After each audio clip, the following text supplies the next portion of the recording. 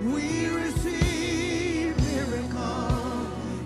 Good morning. Welcome to Faith in the Morning. Something good is going to happen to you today. So expect miracles. Thanks for joining me today. However you're streaming, whether it's on Tuvu or YouTube or Facebook or the Faith Plus app, Apple Podcasts or Spotify, thank you for being a part. I really believe that something good is going to happen to you today. So thank you for starting your day with faith in the morning, because we'll start your day with faith and encouragement. Well, let's get started with our Faith in the Morning confession. You can find it in the show notes on Apple Podcasts or Spotify, or the description on social media. Say it with me. Say, I'm the salt of the earth. I'm the light of this world. Jesus said it, so I believe it. I'm a carrier of the glory of God. Today, I will experience the extreme goodness of God. Today, I make myself available for God to show his goodness to others through me. Today, I am increasing in influence. Today, I will see the goodness of God in my life.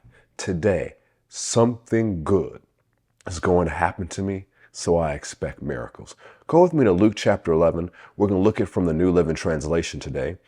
Luke chapter 11. Once again, thank you for joining me today. Luke chapter 11, verse 33 says, "No one lights a lamp and then hides it or puts it under a basket. Instead, a lamp is placed on a stand where its light can be seen by all who enter the house.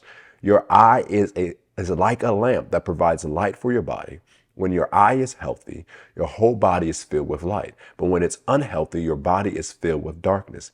Make sure that the light you think you have is not actually darkness. If you are filled with light with no dark corners, then your whole life will be radiant, as though a floodlight were filling you with light." And so one of the things we're going to focus on this week, we'll refer to it next week, and then in our Faith Plus newsletter, especially in the first couple of weeks of November, is making sure your eye is clear. Because as Jesus said, your eye is like a lamp that provides light to the body. When your eye is healthy, your whole body is filled with light. So when your eye is unhealthy or not clear, you won't be filled with the light that you should have. And one of the things we want to make sure, if we want to be the light of the world, like Jesus said, we have to make sure that our eye or our sight or our spiritual perception is healthy. That's why that's the number one thing on our 21 days of prayer and fasting from November 1st, November 21st. Number one is praying that Ephesians 1 prayer that helps you have clear spiritual perception. Jesus wants you to be the light of the world. And I was reading this phrase just a moment ago, and what stood out to me in verse 33 was that where its light can be seen by all who enter the house. Let's talk about the houses where you are, the house where you live, the community where you live, the place where you work, the places where you frequent, whatever is your favorite grocery store or coffee house or wherever you go on a regular basis. That's the house where you go. That's the house where you are.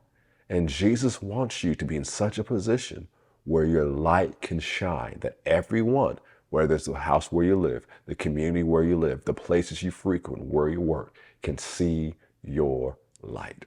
But that light is connected directly to your sight. And so this week and next week and in November, we want to hone in on making sure that our sight is clear so we can be the light that God has called us to be. Because as Jesus said in the first part of verse 33, no one lights a lamp and then hides it under a basket.